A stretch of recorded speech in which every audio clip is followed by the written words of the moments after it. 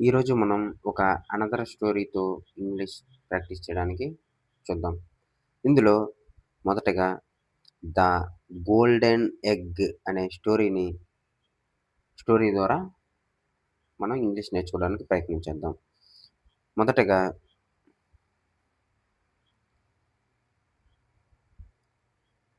'A farmer had a duck'. Had, have గాని, has గాని, had గాని ఈ 3 పదాలతో వాక్యం ఉంటే దాన్ని కలిగి ఉన్నది అనే అర్థంతో మనం చెప్పవచ్చు. కలిగి ఉన్నది. ఉదాహరణకి ఐ హ్యావ్ ఎ కార్. నాకు కారుంది. I have a bike. నాకు బైకుంది. I have a phone. నాకు ఫోనుంది. ఈ విధంగా చెప్పడానికి మనం హ్యావ్ ఫార్మ్స్‌ని ఉపయోగిస్తాము. కాబట్టి ఈ కథలో కూడా ఫస్ట్ ఆఫ్ ఆల్ హ్యావ్ ఫార్మ్స్‌తోనే మొదలుపెట్టడం జరిగింది.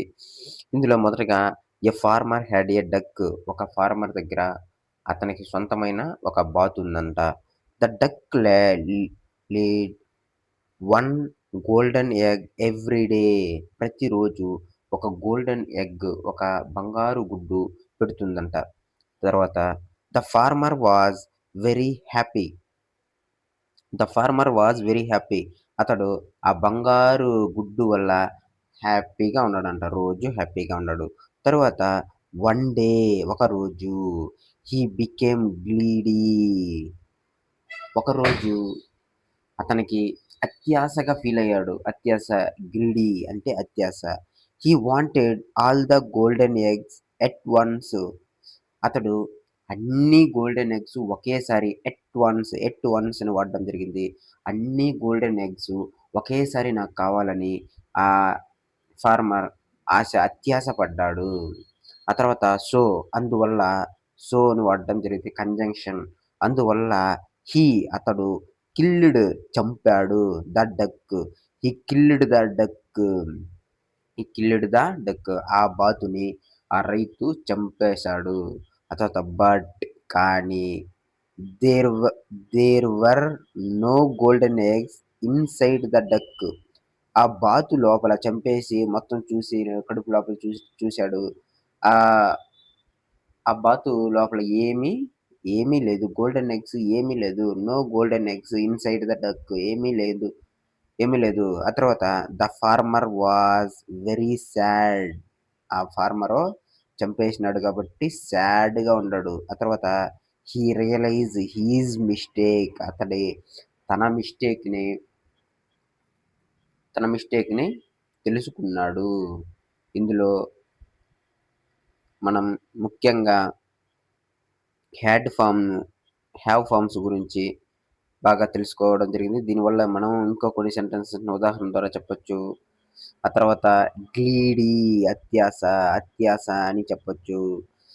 ఎవ్రీడే అత్యాస అని చెప్పొచ్చు. చంపడం చంపడం.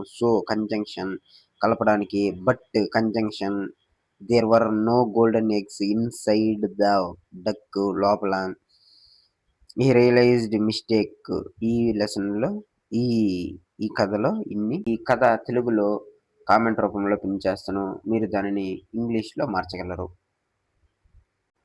'ద గోల్డెన్ ఎగ్' అనే స్టోరీని చదివేయడానికి ముందుగా మనం ఈ వర్బ్స్‌ని గాని నేర్చుకుంటే, మనం కథని బాగా సులభంగా అర్థం చేసుకోగలం. మరియు మనమే ఆ కథని రాయగలము. ఉదాహరణకి V1, V2, V3, V4ని ఎలా ఉపయోగించాలో తెలుసుకుందాం. కలిగి ఉండడం చెప్పాను. I have second form had, having. V1, V2, V3, V4 having. ఆ తర్వాత లే అంటే గుడ్డు పెట్టడం. లెడ్, లేయింగ్ గా చెప్పుకోవచ్చు. ఆ తర్వాత బీ బీ అంటే ఉండడం. వర్ ఉండడం. అంటే ఇది గతంలో ఉండడం అనే అర్థంతో బీయింగ్, బీ బీయింగ్‌గా చెప్పుకోవచ్చు. ఆ తర్వాత అవ్వడం. అయ్యాడు. బికమింగ్‌గా 4 ఫార్మ్స్‌ని అవ్వడం. వెంట్ కోరుకోవడం అంటే ఆశ. Wanted, wanting. ఆ తర్వాత చంపడం. కిల్లింగ్ చంపడంగా చెప్పుకోవచ్చు. ఆ తర్వాత ఫైండ్ అంటే వెతకడం. ఫౌండింగ్ కనుగొనడం. నెక్స్ట్ వర్బ్ రియలైజ్ అంటే గ్రహించడం. తన తప్పును గ్రహించడం. రియలైజింగ్‌గా చెప్పుకోవచ్చు. Next lead. లీడ్ అంటే దారి తీయడం. Lead, lead, led, led, leading. ఆ తర్వాత హ్యావింగ్ కలిగి ఉండడం. Be forms be, be, was, were, been, being ఉండడం. దీనికి అర్థంతో తెలుసుకోవచ్చు.